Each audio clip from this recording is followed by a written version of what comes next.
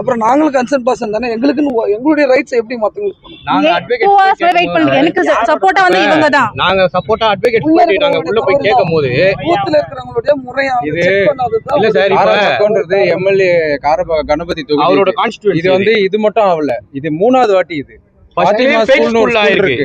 Fail ஸ்கூல்ல வந்து வைத்தம் ஸ்கூல்ல இருக்கு. அங்க போய் நாங்க 2 ஓட்டை வந்து ஸ்டாப் பண்ணோம்.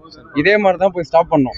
இது 3வது வாட்டி இங்க வந்து செக் பண்றோம். இங்க என்ன ஆகுதுன்னா நம்ம உள்ள போயிட்டு அதிகாரிங்க கிட்ட கேட்கும்போது அவங்க என்ன சொல்றாங்க, ஒரு ஓட்டால என்ன ஆக போகுது, ஒன்னே மார்க் 1008 ஓட்டு இருக்குது உங்களுக்கு, போங்கன்ட்டு ஒரு ஒரு அட்வொகேட் ஒரு பொதுமக்களுக்கே இவ்வளவுனா அட்வொகேட்டே இப்படிதான் ட்ரீட் பண்றாங்க. இவங்க இவ்வளவு மதுரை வாயில இவ்வளவு பிரச்சனை இல்ல, எல்லா பூத்லயும் கரெக்டா நடக்குது சார். இந்த ஒரே ஒரு கார பக்கத்துல தான் இது யாரு சார் காரணம்? எனக்கு அது மட்டும் தான். எனக்கு இப்ப என்னன்னா சார், யாருமே ஹெல்ப் பண்ணல, டிவிகே மட்டும் தான் ஹெல்ப் பண்ணிட்டு இருக்காங்க. என்னமாச்சு ஏதாச்சு யாருமே கேட்கல. நான் தான் கத்திட்டு இருக்கேன். நான் என்ன சொல்றேன்னா ப்ராப்பரா செக் பண்ணுங்க, அவங்க தான் கன்சர்ன் பர்சன். இப்போ உள்ள உட்காந்துக்கிறவங்களுக்கு எல்லாருமே தெரியணுன்ற அவசியம் இருக்காது. ஏன்னா வெளியில இருப்பாங்க, வெளியூர்ல இருப்பாங்க, அவங்களுக்கு அறிமுகம் இருக்க கூட வாய்ப்பு இல்லை.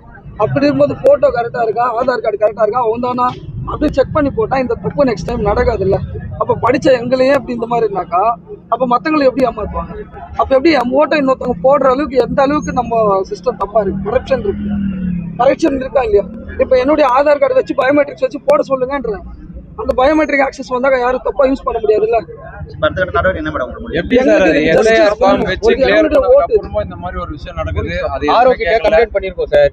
இப்போ வந்து நாங்க ஸ்ட்ரைட்டா ஆர்ஓ ஆபீஸ் தான் போறோம். அது இல்லாம எங்களுக்கு வந்து இந்த டெண்டர் ஓட்டிங் அதெல்லாம் வேணாம், போல்ல ஓட் பண்ணணும். ஏன்னா வந்து இவங்க ஓட்டை வேற ஏதோ கட்சி போட்டு இவங்க ஒரு ஓட்டால மாற போறது இல்லைன்ட்டு அவங்க சொல்றாங்க. அவங்க எப்படி சொல்லுவாங்க சார்? என்ன வேணாலும் நடக்கும். ஓட்ஸ் இது மை ரைட்ஸ். அதெல்லாம் யாருக்கு என் ஓட்டு என் உரிமை தானே, எப்படி யாரும் எடுக்க முடியும்? உரிமையை எடுக்கிறதுக்கு அதிகாரி யாரு?